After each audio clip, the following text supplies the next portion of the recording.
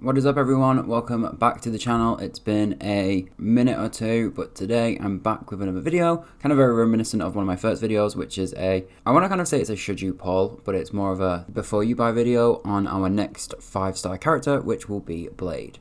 So for those of you that don't know already, Blade is a 5-star destruction character of the Wind Path. He's quite a unique character because he has some unique HP percent modifiers on his damage. He is a DPS character. I would kind of slot him more as a sub DPS. The way he works is that he's capable of doing AoE damage. He's a really great character and he's got some good team flexibility. I really like this character, and so I wanted to do this before you buy/poll video. Now it is worth clarifying, on my first video back, I don't really care for meta. I actually really hate the phrase meta and phrases like future-proof your account. I mean, there's been like 4 5-star banners and half the characters like I've already pulled personally. I only have like maybe half of them built despite playing every single day. You can definitely come for me and say, well, actually, Kafka will be more meta because DOT times are on the horizon, or Seele would be more meta because she's just stronger at what she does. That's fine, and it's true to some extent, but I also just don't care because every account is unique, and this video is more like this is what you should consider before you summon for a character, because resources are low, and I mean, I'm free to play, I don't know about the rest of you, and you know, some of us only pull the characters that we definitely want to pull. The end. Bye. So Blade is great in that, to me, he gives me a very Clara reminiscent feel. He likes to take damage to deal more damage, and so he wants to be hit a lot, and he enjoys being roughed up a bit. He's also very skill point efficient, and he can kind of life regain himself, which we will unpack in a minute, but it's just a good thing to bear in mind is that he is very like high risk because he wants to receive a lot of damage. Like, he wants to get hit or drain his own HP often, but he's not quite as risky as someone like Arlen who needs to sit on low HP. The unique part about someone like Blade and why he kind of reminds me a bit like Clara is that he basically charges on the amount of times he gets hit, and that kind of procs up his damage. Equally though, he scales a lot of HP, and so you can build in for survivability/tankiness, and then that kind of then mitigates a lot of the risk of being hit so much, and really opens up your team comps to maybe want to pull away from, you know, building out a preservation. Maybe you could go for more DPS or certain support. So what I'm going to do today is I'm going to go through a bit of his kit overall. I'm going to talk about some other characters to bear in mind, such as like, you know, what shield does you have? Do you already have Clara? Do you need the luocha? I'm also going to talk about, there's a big open question about, well, I have other wind elements like Dan Hung and Sampo, so I'm going to cover off them. And then I'm also going to talk about whether or not it's easy to build him, so light cones, relics, what you should factor into place, and then just some other fun benefits at the end. So let's get into it. So his skill, you consume a skill point to enter something called the Hellscape state, and then in this state he will do enhanced basic attacks. Like I say, it's 1 skill point, but it does last for 3 turns, and using the skill itself does not end his turn. So you enter into the skill and you start firing off normal attacks, 1 per turn. Funnily enough, because you can do a basic attack the same turn he activates his skill, in theory he's going to be very skill point economical or friendly, whatever you want to call it, as he will get 2 turns of extra normal attacks outside of needing to use his skill before he needs to cast it again. So when he's in his skill, like I say, you get to use these enhanced basic attacks. Now, using one of these enhanced basic attack will cost him 10% of his HP, but they do more damage. Additionally, when you are attacking someone with an enhanced basic attack, he will have an element of cleave, dealing just like less than half of damage to the surrounding enemies of the recipient enemy that you targeted. So you do get a lot of benefit out of this. Now, I'll come back to why losing 10% of HP is important for his kit, because I just want to very quickly jump into his ultimate, and then we'll talk about why losing HP is important. Now his ultimate will set his current HP to 50% of his max HP, so it can go up or down depending on where you are. It's really interesting because there are people saying like you could use this as an emergency heal, which like is true. Like if your blade was on 10% and you used it, it would send you back up to 50, but you're going to want to use this when you have it. You're not going to be saving this for things like self heals. If you were doing that, then like this is probably not the character for you. He's a DPS, and so in most scenarios you're going to want to crack this as often as you can. Now it's an AoE, and it's stronger the more HP he's lost when using the ultimate, and so it deals damage based off multiple things: his attack, HP, and the amount of HP he actually lost. So when you actually want to use this ultimate, for the most kind of ideal result is when you have a lot of HP, like 90% HP for example, and then you go down to 50. Obviously factor in his base attack and base HP. Now, with that covered, it's really worth noting his talent. His talent, Shuhu's Gift, is a charge stacking talent. You can kind of think of it like Asta's. You get 5 stacks, and then it will give you a damage boost, and it will actually release a quite powerful follow-up attack when it reaches all 5 stacks. Now, the way you get a stack or a charge for this talent is every time he takes a hit to his HP. So notice before when we were talking about both his skill and his ult costing him HP, that's when you're going to want to use it. And so this stacking mechanic actually presents more of an antithesis to using his ult as an emergency heal, because if anything, because of the way his talent charges works, when he loses HP in battle, you will want to be shooting off his ult when he's got high HP so he can actually lose HP and then he can get another stack. However, if you thought we were done there, there's also another thing to add in his talent, is that whenever he reaches his max stacks and he deals this follow-up attack, he will also recover 25% of his max HP. Is it max HP? One sec. Yeah, it's max HP, which is really good because I can't remember whose video I saw this on, but someone compared him to being kind of like a vampire character, which is very true. He gives me like Tokyo Ghoul design character, so it does make sense. But like the way that he works is that through his skill and through his ult, he is taking damage whenever he deals any damage to the enemy.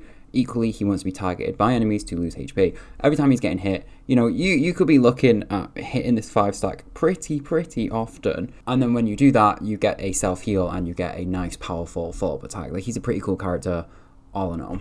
I guess as a destruction character, it is worth thinking with that kit in mind, well, how does he differ from Arlen? Is he worth pulling if I've got a stacked out Arlen? I think Arlen's on the banner as well, but you know, Arlen gets a damage bonus the lower Arlen's HP is, and so you kind of need to keep Arlen on a lifeline. Whereas, and if you like that playstyle, it's good, because Blade will lend itself well to that, but Blade is a bit more unique than that in that, like I say earlier, Blade just needs to take damage.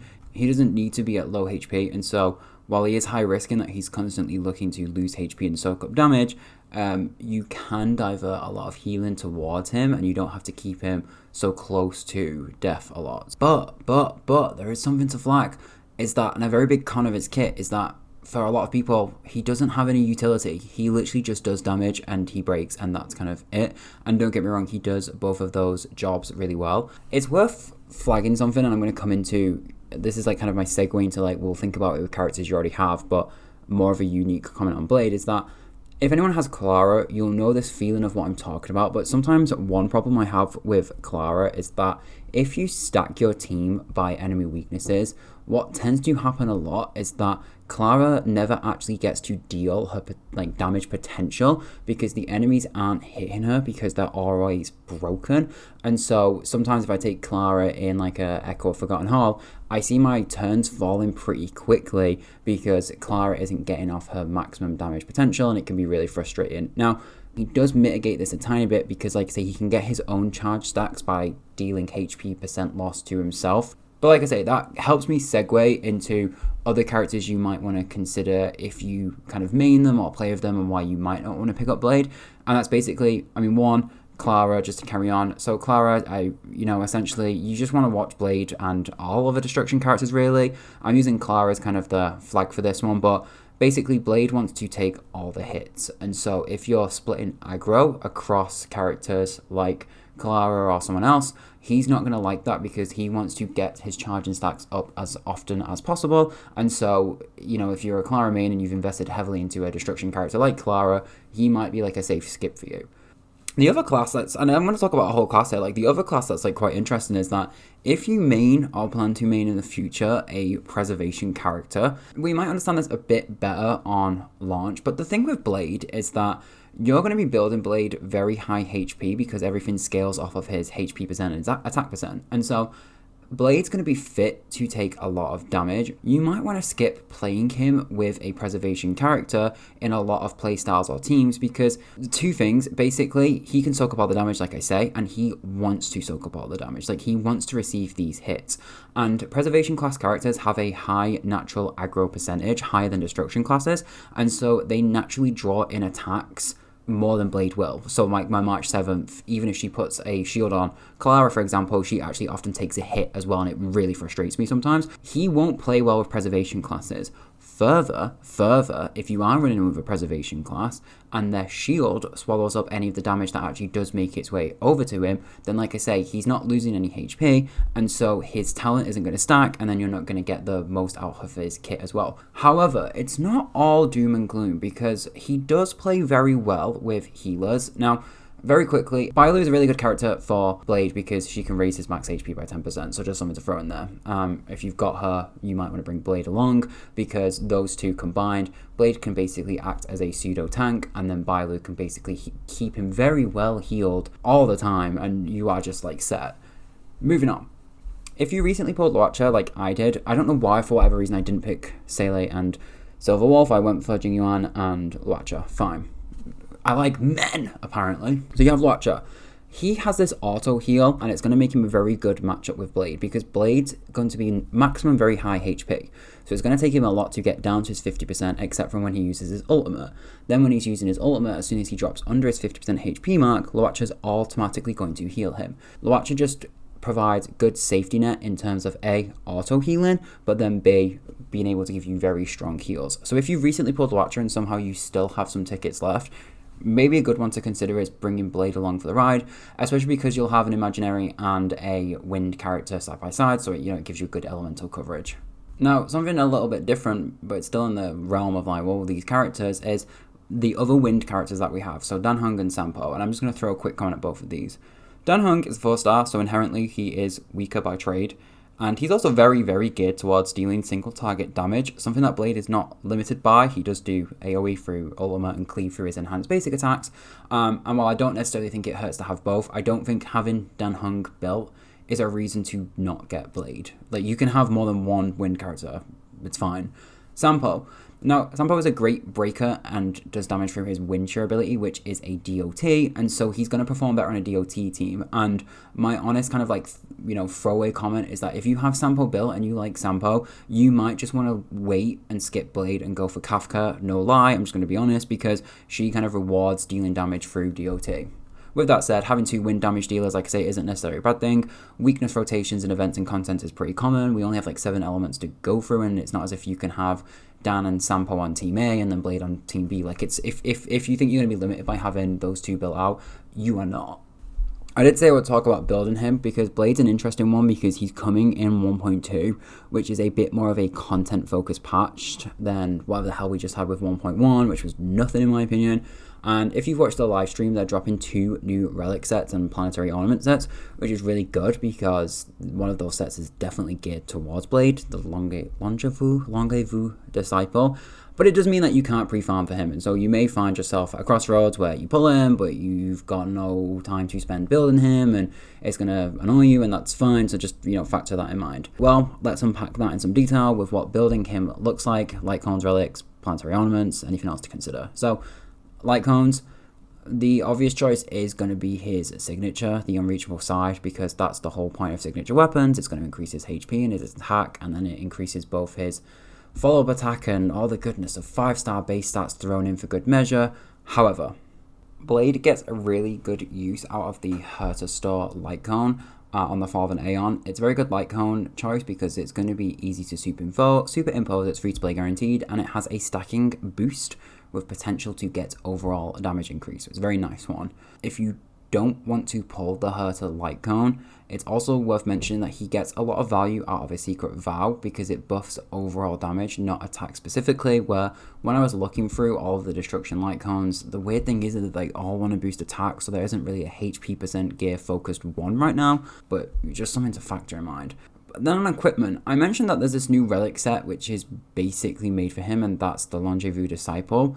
With that said, there's also some new planar ornaments dropping, and I think Blade is going to have a good shot at A, giving you an opportunity to farm for the new World 7 set, Virulent Arena, which is a crit rate boosting set that comes with the opportunity to farm a busted support set, the Broken Keel, at the same time, or if you pull Blade, there's also a good chance that Blade can just make use out of whatever HP or damage dealing set you have lying around. So Fleet of Ageless or Inert Salsoto, depending on your loadout. So what I'm trying to say is that with Blade coming out in 1.2, it puts you at a really good crossroads, because if you're someone that wants to get a new light cone and then you want to get a new relic set and you want to farm a new planar ornament set and just like really make the most out of the new content, you can. But at the same time, you might just want to throw on all your existing Dan Heng I don't know, is it Eagle of Twilight? Eagle of Twilight set, give him a Fleet of Ageless, and throw on a Secret Vow, and you've got your blade already built out. It's pretty cool. Now, I did say at the start of the video that just before I end, I would throw in some like bonus content. Some things to consider that is worth commenting. His banner. His banner's a bit booky in my opinion, I'm not going to lie, I don't like it. Arlen, Sushang, and Natasha are all good characters, don't get me wrong. The latter two were featured on our 1.0 banners when everyone was trigger happy with pulling. So like for me personally, I don't want or need any more Natasha or Sushang copies, but it is what it is. If I run through the characters in isolation, Arlen, you're most likely going to want to invest in building out Blade over Arlen anyway. Like if you had them both, you would put all your materials into Blade, surely. Natasha, she's a very good, strong healer, but she does pale into comparison for luocha or bailu for the reasons discussed before. And then Sushang, she's very great, but everyone I've spoken to has already built her and have skipped Dan Hung if they were intending to get Blade anywhere in the future. You know, his banner, a bit booky. I think Kafka's banner has a lot more value for money for 4 stars, but it is what it is, friends. And then finally, one thing I do want to say is that Blade is kind of a boring character because he just enhances basic attack and then he attacks 3 times and he does his ult, and like it's not fun. But I really like him and he's hot, but because of his like routine playstyle, he doesn't really offer you much. He feels very like auto farmy. But one thing I do want to say is that for me, looking at Blade, is he gives me new simulated universe options. Now personally, I always play Elation for the follow-up attacks because I have Jing Yuan and March 7th and Clara, but with Blade, I feel like I would have a reason to try the Abundance path or even the Destruction path and give myself some new fun ways to mix things up. I mean, I get why people are saying he's boring, but I think he offers something completely new. Like his HP scaler mechanic is going to shake things up for a bit. You're going to get a lot of value off of some of the off pieces that you've been farming for a while that are just like not, you know, useful because HP stats come home more common than things like crit rate and crit damage. Like he's very friendly to build, so I just think having Blade will kind of open up your opportunities a bit more in my opinion. So yeah, just a final kind of bonus point worth flagging is that like I think Blade is actually going to be really fun because weekly content can get pretty boring, and he brings in, you know, a very strong damage potential. He's a wind element. The closest thing we've had right now is Dan Hung. He's destruction paths, so they're always fun to play with. And like I say, he doesn't want to follow like Elation preservation. Like he gives more fun options in my. He probably does well with the hunt, to be honest. So yeah, he opens up new simulated universe options for me too. But that's kind of everything. If you made it this far, thanks. I need to edit this down. It's like 20 minutes right now. But yeah, thanks for listening. Let me know if you're pulling Blade, and I'll do another one of these for Kafka. Yeah, good luck in all your pulls, and I will see you on the other side in 1.2. Thanks, guys. Bye.